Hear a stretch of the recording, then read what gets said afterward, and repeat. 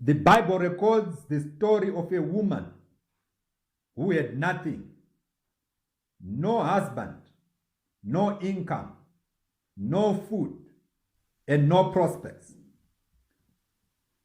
The Bible says in the book of 2 Kings chapter 4, verse 1 to 7, a certain woman of the wives of the sons of the prophets cried out to Elisha, saying, "Your servant, my husband, is dead, and you know that your servant feared the Lord, and the creditor is coming to take my 2 sons to be his slaves." So Elisha said to her, "What shall I do for you? Tell me, what do you have in the house?" And she said, "Your maidservant has nothing in the house but a jar of oil." Then he said, "Go, borrow vessels from everywhere, from all your neighbors, empty vessels. Do not gather just a few. And when you have come in, you shall shut the door behind you and your sons. Then pour into all those vessels and set aside the full ones." So she went from him and shut the door behind her and her sons, who brought the vessels to her, and she poured it out. Now it came to pass, when the vessels were full, that she said to her son, "Bring me another vessel." And he said to her, "There is not another vessel." So the oil ceased. Then she came and told the man of God, and he said, "Go, sell the oil and pay your debt, and you and your sons live on the rest." This story has critical business principles that everyone ought to harness and apply. From the look of things, there was nothing. The woman was in total mess. She was in a dilemma. Her only sons were about to be taken away by the creditors. It was at this very moment that she turned to the man of God for help. Instead of getting money from Elisha, she received the greatest piece of business wisdom that has ever been dispensed. It is upon the wisdom of Elisha that I will share the 7 steps that every business person must be in a position to master. The first step: ask critical questions. The first thing the woman was asked by Elisha was, "What shall I do for you?" And secondly, she was asked, "What do you have in the house?" Someone in a desperate situation does not necessarily require interrogation. They just require something that relieves them of their pressure. Instead of thinking using the stomach which was empty, Elisha wanted the woman to exercise her mental faculties. It is always critical that one thinks before they act. The starting point of all progress rests in making critical questions or in asking critical questions. The most important question that one ought to ask oneself is, what do I have? The asking of questions forces you to think. It forces you to enter into a soul-searching mode. It is easy to seek for immediate solutions to our problems, but it is always best to think of something that is long-lasting. Esau lost his birthright because of failure to think and apply the mind appropriately. He only thought of the hunger that he had. The right questions is the starting point of all greatness. As long as you are still alive, Not all hope is lost. At least there's still room to think. You may not require the presence of a third party to push you to think.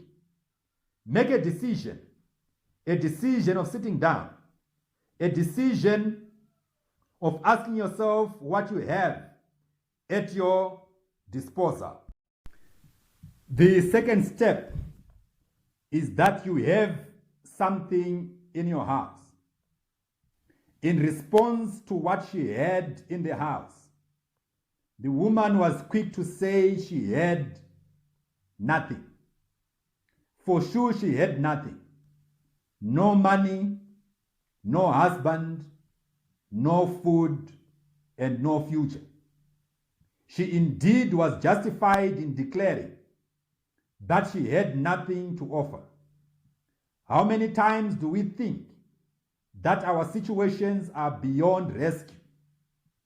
The woman then remembered that there was something she had in the house.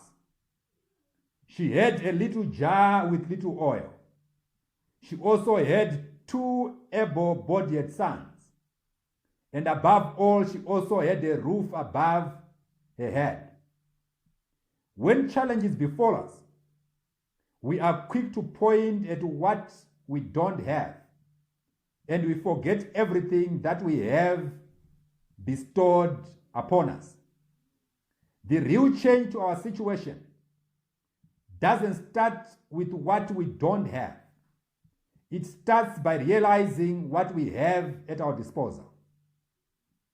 It might be very small, but that is the starting point of great things. Everything great has always emerged from the small things. A small seed germinates to become a mighty tree. Even the small cub today grows to become the king of the jungle. Small ideas grow to become great business empires. Never despise the days of humble beginnings. Greatness is logged in the minute things. You have talents, you have skills, you have knowledge and abilities. There is always something that you have and that you can do so well that no one else has the capacity of doing. No one can take the specialized abilities from you. Whilst you are busy complaining about your situation, another person is wishing they could do the same things that you do so effortlessly. There is some knowledge that you possess, some unique skills that you have, and some experience that you have amassed over the years. You might not have the money in your pocket, but what you have can be monetized. There are certain relations that you have which can take you to your destiny. Businesses do not start with much. Instead, they start with the little that is available. The little oil that the woman had in her house was the starting point of something big. Step number 3, go borrow vessels. Because the woman had realized what she had, even though it was little, she had to go one step up.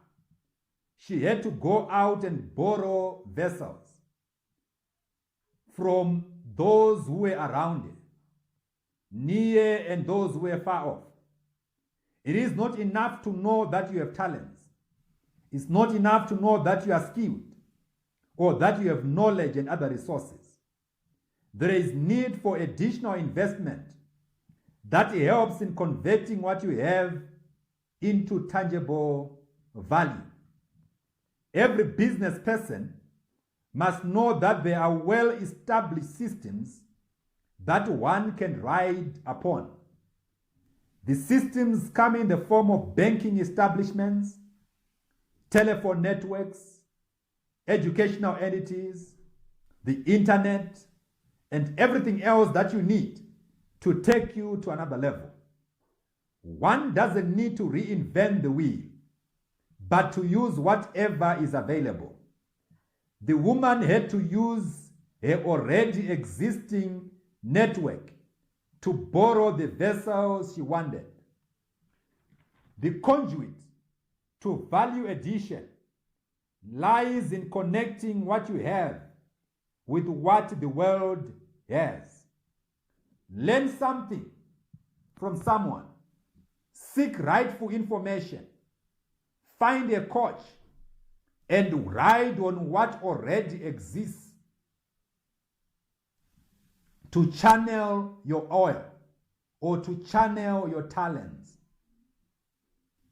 The fourth step that happened, or that every business person should bear in mind, is to shut the door behind you. The woman was requested to shut the door behind her and her sons, and then start to pour the oil into the vessels.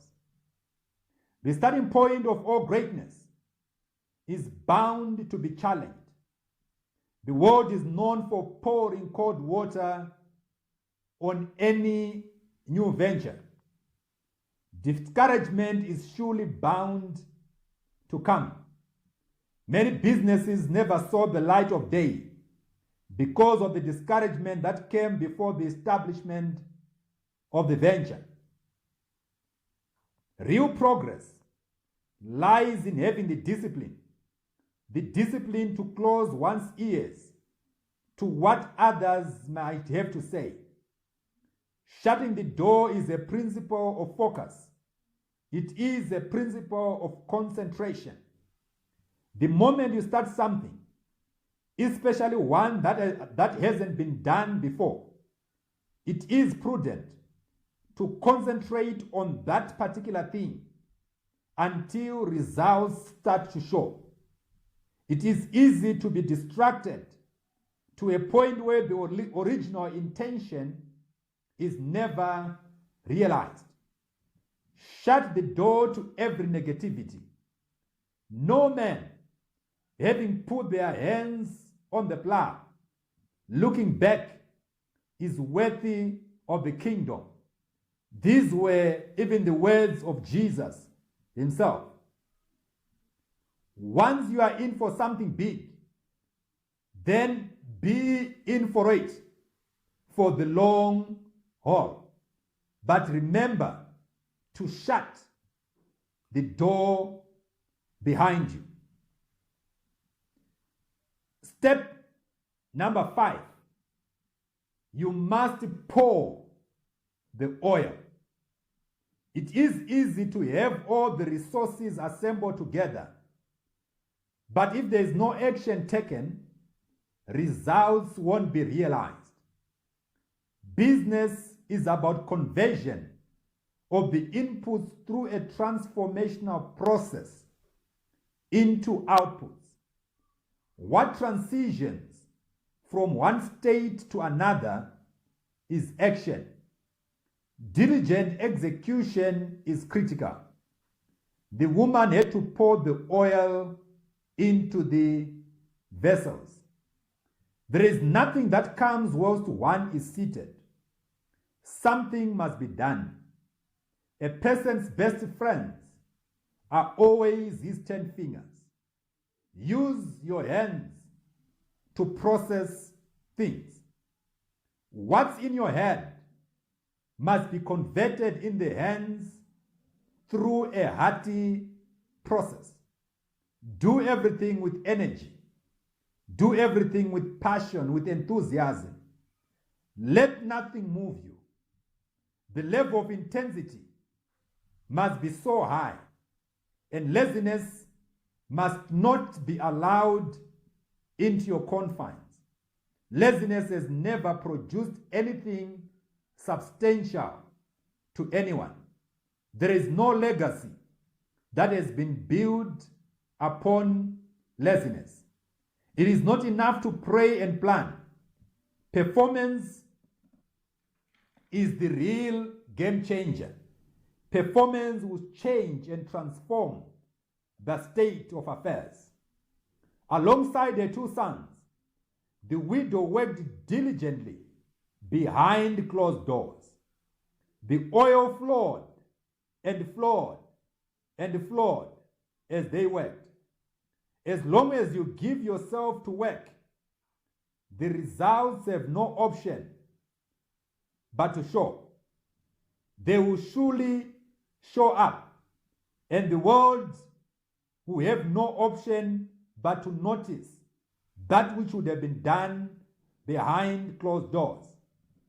Even if those results may take time, ultimately, the world will notice the result of what one would have done behind those closed doors. Commit unto work, commit unto action, commit unto doing things. Step number 6.